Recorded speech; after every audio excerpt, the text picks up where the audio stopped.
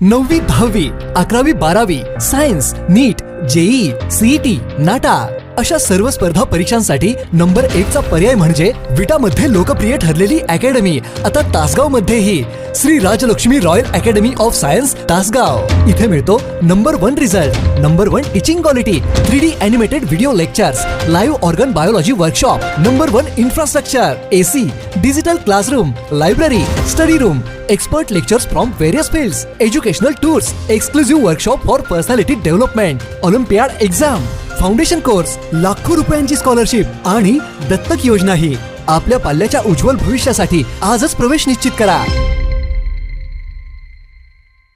माथाडी कामगार नातूच्या हत्येचे प्रकरण, भाजप आमदार गोपीचंद पडळकर यांनी घेतली बंडगर कुटुंबियांची भेट।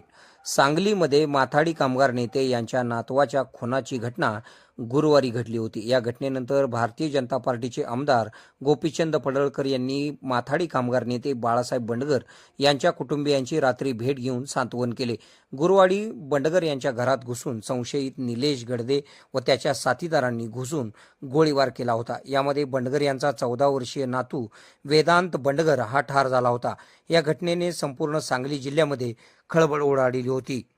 हमाल ठेका व खंडणीच्या वादातून सदरची घटना घडली होती। या प्रकरणी आमदार गोपीचंद पडळकर यांनी पोलीस अधीक्षकांची भेट घेऊन कडक कारवाईची मागणी केली आहे।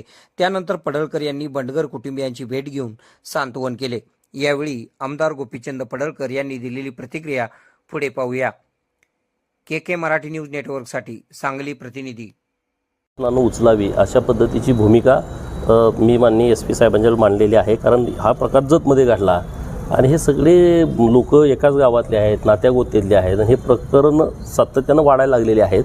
तर परत असं काही प्रकरण घडू नये याच्यासाठी योग्य काळजी पोलिसांनी घ्यावी अशा पद्धतीची विनंती माननीय SP साहेबांच्याकडे केली आहे। जतमध्ये हा प्रकार घडलेला आहे, वेळी जर का पोलिसांनी रोखलं असतं तर ही दुर्घटना घडली नसती।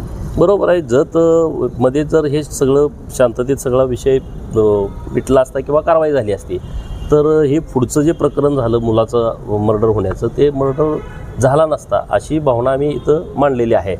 परंतु तो इथून पुढं पोलीस प्रशासनाने असे जेव्हा सेन्सिटिव्ह विषय येत आहेत तेव्हा अत्यंत गांभीर्यानं या सगळ्या विषयाकडे बघितलं पाहिजे आणि त्या विषयाचा तात्काळ कारवाई तर करणे नाहीतर ते सामंजस्यपणाने मिटवणे दोन्हीपैकी एक काहीतरी तात्काळ केलं पाहिजे की जेणेकरून असे प्रसंग होण्यापासून टाळलं जाईल। सध्या सांगली जिल्ह्यामध्ये गुन्हेगारी वाढत चाललेली आहे, त्या संदर्भात आपण मुख्यमंत्री गुन्हेगारीचा योग्य बंदोबस्त पोलीस प्रशासन करेल।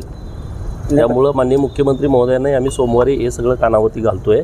पण तरीसुद्धा पोलीस प्रशासनाने चांगली तयारी करावी आणि हे जे सगळे गुंडगिरी करणारे लोक आहेत सांगली शहरामध्ये ग्रामीण भागामध्ये त्यांच्यावरती वचक असावी, त्यांच्यावरती योग्य आणि कडक कारवाई करावी अशी मागणी माननीय SP साहेबांच्याकडे मी केली।